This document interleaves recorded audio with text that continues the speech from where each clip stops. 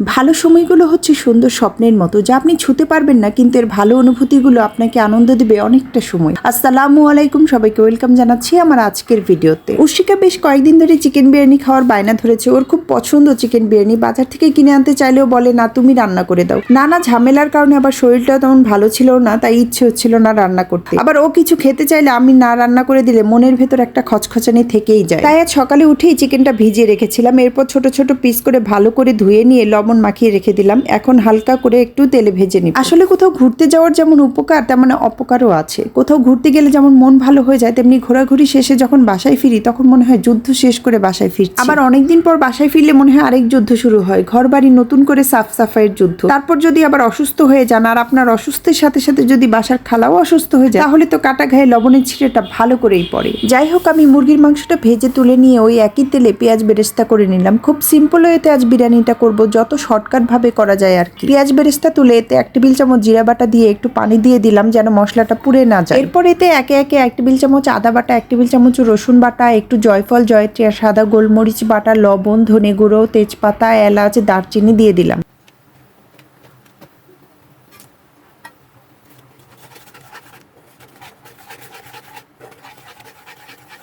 মশলা ভালো করে কষিয়ে 1 টেবিল চামচ চিনি দিয়ে ভেজে রাখা মাংস দিয়ে দিব। বাসায় যেহেতু টক দই নাই, সেহেতু তরল দুধ দিয়ে কাজটা সেরে ফেললাম। অবশ্য দুধ দিয়ে আমি প্রায়ই রান্না করি, খুব একটা খারাপ লাগে না। যাই হোক, এরপর মাংসের ঝোলটা মাখো মাখো ঘন না হওয়া পর্যন্ত রান্না করে নিব।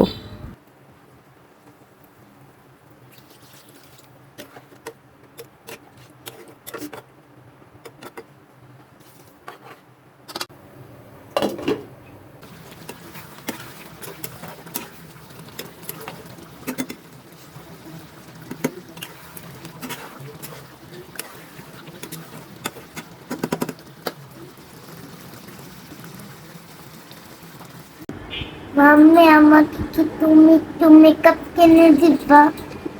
মেকআপ দিয়ে কি করবা তুমি?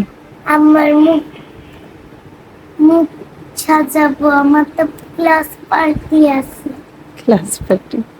মেকআপ দিলে তো তুমি মেকআপ সুন্দরী হয়ে যাবা। তারপরে তোমাকে চিনবে না, বলবে উর্শিকা কোথায়, এটা তো মেকআপ সুন্দরী।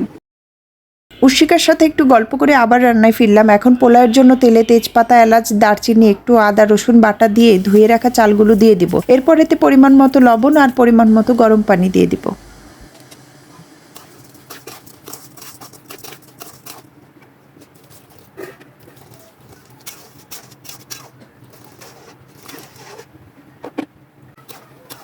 চালটা প্রায় হয়ে আসলে তখন এতে রান্না করা মাংসটা দিয়ে ভালো করে নেড়ে চেড়ে কমপক্ষে আধা ঘন্টা দমে রেখে দেব।